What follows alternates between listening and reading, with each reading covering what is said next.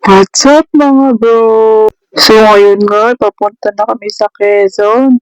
At nakita niyo naman yung mga resort, no? Ang ganda, malapit ang beach sa pool. Habang nililibot nga namin yan, ay nakaramdam ako ng gutom. Kaya kumain muna ako ng burger. Uy, bawal ka dyan!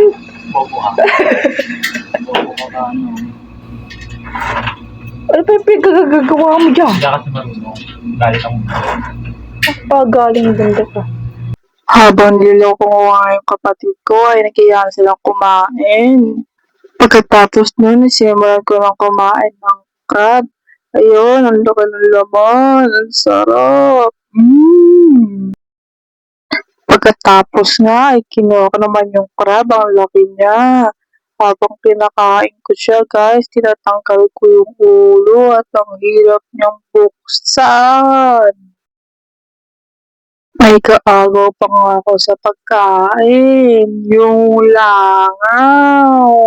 Pagkatapos ng siyam-siyam, may nabuksan ko din at nakain ko na. Before and after. Pagkatapos ng kumain, ay nag-dessert ako ng pinya. Kumain. Sinantok ulit ako first na mga nagsibigan sa kanya natin. Ayan. So,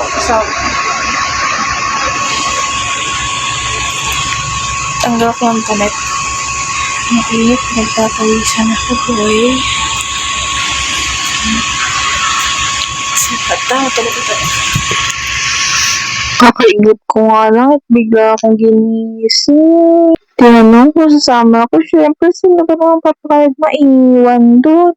Ang biyahe namin ay sobrang init.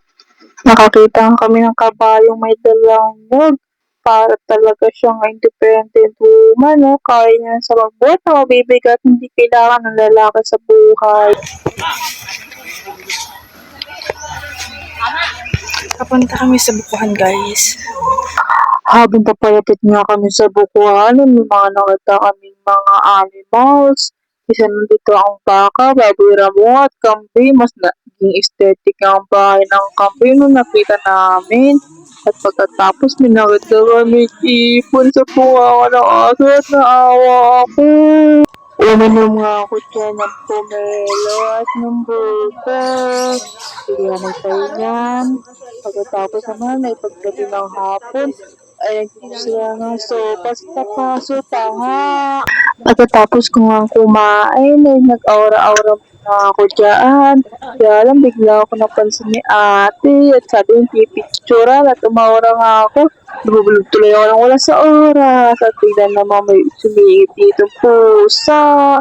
Gusto pa yata sumama sa picture o maligo. Uy, nawakan ko na nga lang siya. At ka naman mabait. Pinapalis ka namin yung pusa pero ayaw niyang umalis. Kaya ako na lang ako umalis. Kasi may iba pa magpa-photoshoot. Nung umalis nga ako, ay sumunod yung pusa. Mukha nga siyang si Garfield, pero yung version. At ayan nga, ang mga kasama ko na mag-photoshoot. Mukha siyang mabait, friendly, kulay gray pa naman ang favorite ko na color. At yun nga yung mga kasama ko mag-photoshoot.